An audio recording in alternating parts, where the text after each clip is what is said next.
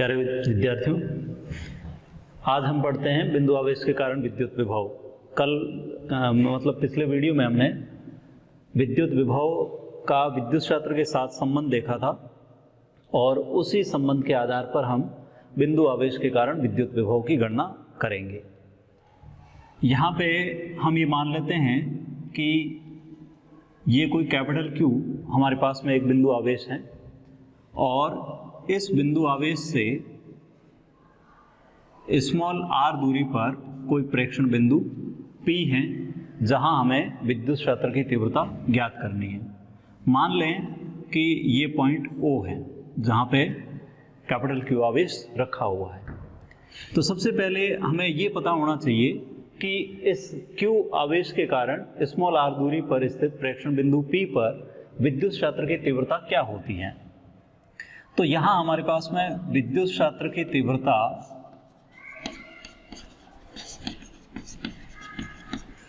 E का जो formula होता है, जो हमने पिछले लेसन्स में देखा है, वो होता है बिंदु आवेश के कारण KQ बाई R स्क्वायर और वेक्टर फॉर्म में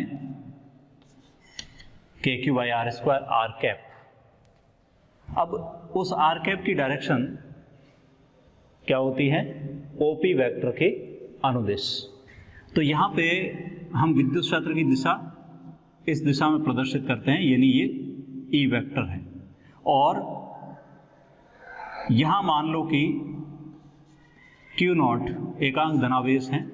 उस एकांक धनावेश को हम अनंत से इस विद्युत क्षेत्र में ला रहे हैं। कहाँ तक? P पॉइंट तक। तो P पॉइंट तक लाने में किया गया कार्य P पॉइंट का विभव कहलाएगा।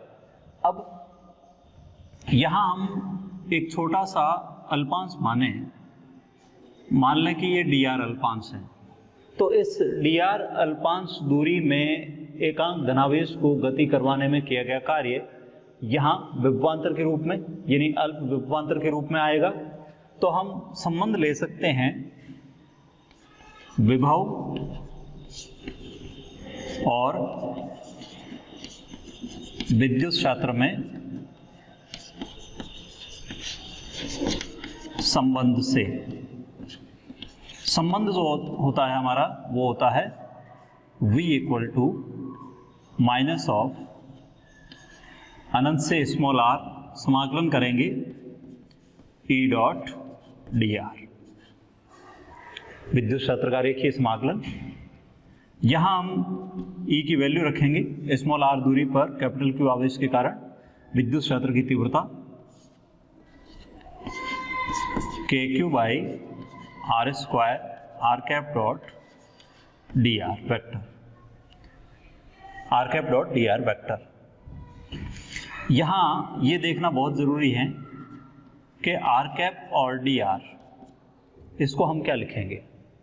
तो R कैप जिसकी दिशा है O से P की तरफ, यानी OP वेक्टर के अनुदिश, और dr क्योंकि आवेश को हम इधर से इधर ला रहे हैं तो इट मीन्स ये एक तरह से विपरीत दिशा में हुए, लेकिन ये माइनस हमने पहले से ले रखा है और इस माइनस को लेने के बाद में हम R कैप और dr के बीच का एंगल 0 डिग्री ले सकते हैं। तो R कैप डॉट dr एक तरह से cos थीटा के रूप में आएगा, यानी अदिश गुणनफल, और R कैप की वैल्यू 1 होती है क्योंकि एकांक सदिश हैं। तो उस केस में इसको मैं केवल dr cos 0 ले सकता हूँ और cos 0 की वैल्यू 1, यानी केवल dr लिखा जा सकता है। तो फिर यही हुआ अनंत से small r KQ by R square dr। It means यहाँ हमें 1/r स्क्वायर का समाकलन देखना है। तो 1/r स्क्वायर का समाकलन V equal to minus KQ यहाँ पे कांस्टेंट है, 1/r स्क्वायर का समाकलन होगा r की पावर -2 + 1 बाई -2 + 1।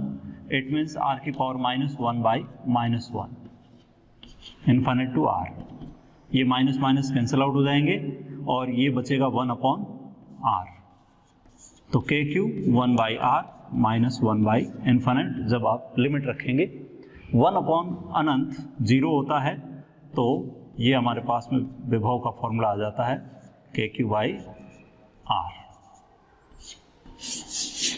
विद्युत विभव एक अदिश राशि है और बिंदु आवेश के कारण विद्युत विभव दूरी के व्युत्क्रमानुपाती होता है।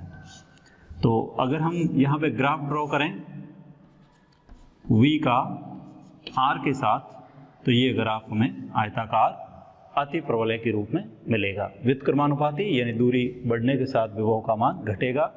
जब दूरी अनंत होगी तो विभव का मान 0 हो जाएगा। इसका मतलब अनंत पर, क्योंकि अनंत पर विद्युत क्षेत्र नहीं होता। तो इस टाइप से हमने बिंदु आवेश के कारण विद्युत विभव की गणना की। ध्यान रहे पहले विद्युत क्षेत्र की तीव्रता हमें यहाँ पे पता होनी चाहिए, तभी हम विभव और विद्युत क्षेत्र में संबंध से ये कैलकुलेशन कर सकते हैं। अब ये हमने केवल एक आवेश के कारण यानी एक बिंदु आवेश के कारण विभव की गणना की है। अगर हमारे पास में यहाँ पे बहुत सारे आवेश हों यानी बहुत सारे बिंदु आवेश, तो उस समय हम इसको कैसे कैलकुलेट करेंगे देखते हैं।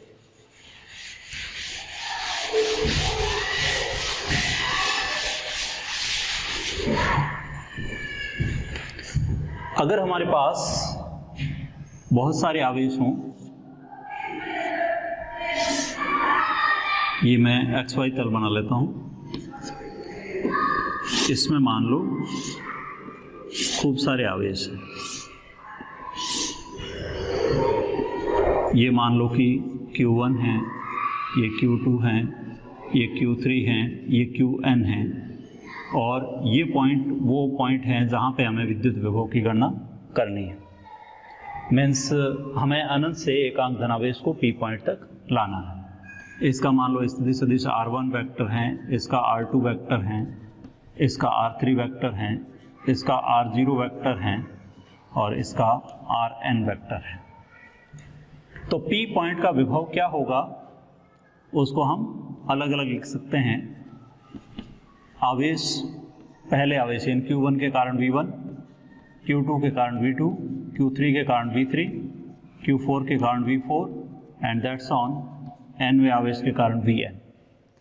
क्योंकि विभव एक अदिश राशि है और अदिश राशियों का हमेशा बीजगणितीय योग होता है, तो इसलिए हम यहाँ पे डायरेक्ट जो है ये कह सकते हैं कि P बिंदु पर कुल विभव अलग अलग आवेशों के कारण विभवों के बीजगणितीय योग के बराबर होगा। ये एक तरह से विभव के लिए अध्यारोपण का सिद्धांत है, यानी विभवों को हम आपस में जोड़ सकते हैं। ध्यान रहे कि आवेश जो हैं वो धनावेश हैं या ऋणावेश, क्योंकि हमें पहले से पता है धनावेश के कारण धन विभव उत्पन्न होता है और ऋणावेश के कारण ऋण विभव, तो उसी के अनुसार जोड़ा जाना है। V1 को हम लिखेंगे कि Q1 अपॉन, अब यहाँ पे दूरी का जो परिमाण के रूप में हम लेंगे वो एक तरह से सापेक्ष रूप से लेना पड़ेगा। जैसे इसका स्थिति सदिश R0 है और इसका R1 है, तो ये एक तरह से सापेक्ष P पॉइंट का स्थिति सदिश हुआ R01। तो इट मीन्स यहाँ पर हम लेंगे R01 plus K Q2 by R02, K Q3 by R03, K Q4 by R04 and that's on K Qn by R0n। अब इसे हम इस टाइप से लिख सकते हैं कि K हमारे पास में कॉमन है, तो Qi बाई R0i, जबकि i की वैल्यू 1 से स्टार्ट होकर के हम n तक ले रहे हैं। तो ये बहुत सारे अगर बिंदु आवेश हैं तो उनके कारण हम विद्युत विभव को इस टाइप से कैलकुलेट कर सकते हैं।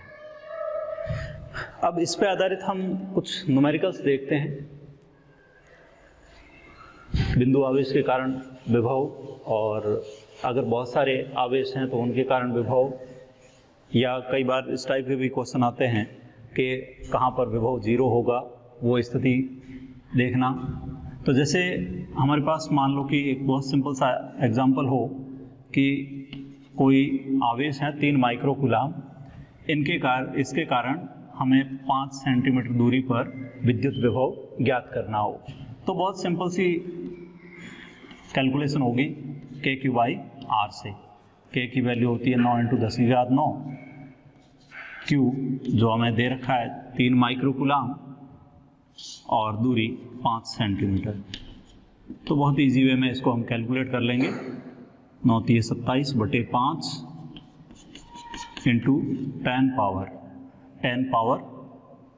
9 + 2 11 -6 5, तो 5.4 10⁴ वोल्ट।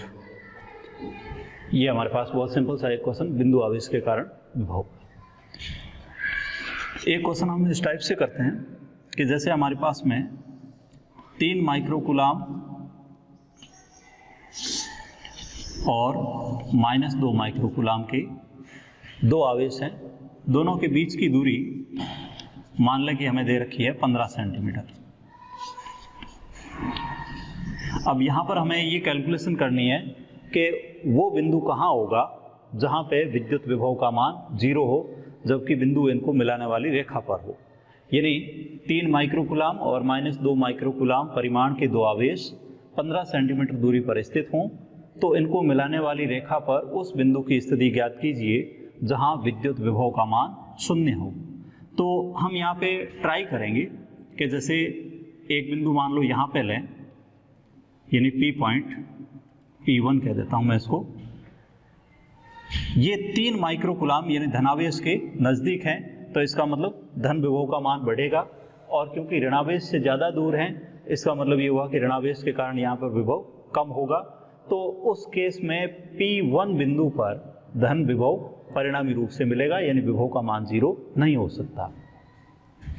अगर हम -2 माइक्रोकूलाम के राइट साइड में इसको ट्राई करें, मान लें कि ये P2 बिंदु है, तो P2 पर विभव के 0 होने की संभावना हो सकती है, क्योंकि -2 माइक्रोकूलाम के कारण यहाँ पे ऋण विभव होगा, जो दूरी कम होने के कारण ज़्यादा होगा, और ये धनावेश हैं, बड़ा आवेश है, इसके कारण यहाँ पे विभव अपेक्षाकृत जो है P1 की तुलना में कम होगा, जो -2 माइक्रोकूलाम के कारण उत्पन्न विभव से कैंसिल आउट हो सकता है।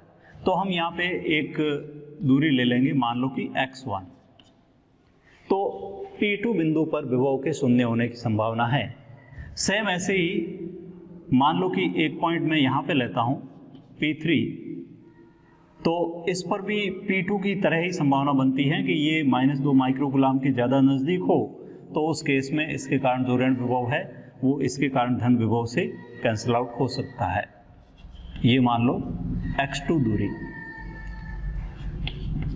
प्रश्नानुसार हमें x1 और x2 की वैल्यू कैलकुलेट करनी है। तो पहले हम बिंदु P2 के लिए देखें। तो P2 के लिए मान लें कि V1 जो 3 माइक्रोकूलाम के कारण है, उसको हम लिखेंगे K × 3 बटा P2 के लिए जब ये दूरी देखेंगे तो ये मिलेगी हमें 15 + x1। सेम ऐसे ही V2 -2 माइक्रोकूलाम के कारण है, तो यहाँ पे मैं लिख दूंगा -K × 2 बटा x1। यहाँ हमने न तो सेंटीमीटर को मीटर में बदला है और ना ही माइक्रोकूलाम को कूलाम में। कारण है कि एक्चुअल में हमें V1 और V2 को इक्वल करना है, और इक्वल करना है तो इस केस में माइक्रोकूलाम आपस में कैंसिल हो जाएंगे, सेंटीमीटर जो हैं वो संतुलित हो जाएंगे, तो हमें जो भी दूरी मिलेगी वो सेंटीमीटर में ही मिलेगी। अब क्योंकि V1 + V2 = 0 हैं, तो फिर V1 = V2 हुआ, एक तरह से -V2 ले सकते हैं। तो फिर 3K / 15 + x1 = 2K / x1।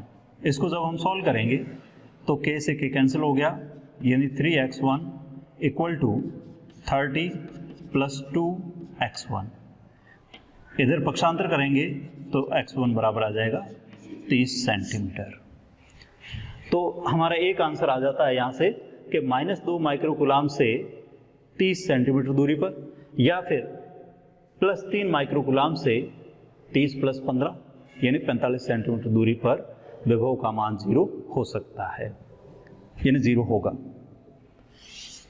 दूसरी स्थिति जो है P3 वाली, यानी P3 पर क्या होगा वो हम देख लें। P3 पर इसके कारण जो विभव है यानी 3 माइक्रोकूलाम के कारण, तो ये x2 हमने माना है, तो ये दूरी हो गई 15 माइनस x2। उस केस में V1 k into 3 by 15 minus x2 और V2 यानी -2 माइक्रोकूलाम के कारण माइनस k इंटू 2 बटा x2।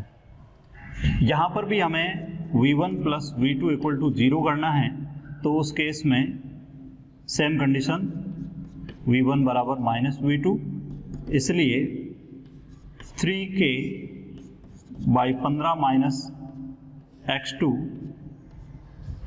Equal to 2k by x2। k से k कैंसिल कर दें और इसको सॉल्व करें, तो ये हो जाएगा 3x2 equal to 30 minus 2x2 means 5x2 equal to 30 और x2 इक्वल टू 6। तो ये वैल्यू हमारी मिली है 6 सेंटीमीटर यानी -2 माइक्रोकूलाम से 6 सेंटीमीटर दूर। तो इसका मतलब ये हुआ कि 3 माइक्रोकूलाम से ये दूरी हो गई 9 सेंटीमीटर, 15 माइनस 6। तो इस टाइप के हम जो हैं बहुत सारे क्वेश्चंस बना सकते हैं इस पर, और तरीका सबका सेम रहेगा, यानी बिंदु आवेश हैं, बहुत सारे बिंदु आवेश हैं, तो उस टाइम हम जो हैं एक तरह से धनावेश के कारण धन विभव और ऋणावेश के कारण ऋण विभव लेते हुए बीजगणितीय योग करके कुल विभव का वैल्यू निकाल सकते हैं। नेक्स्ट वीडियो के अंदर हम यहाँ पे जैसे बिंदु आवेश के कारण विभव की कैलकुलेशन की है, वैसे ही हम चालक गोले, अचालक गोले और द्विध्रुव के कारण कैलकुलेशन करेंगे। Thank you.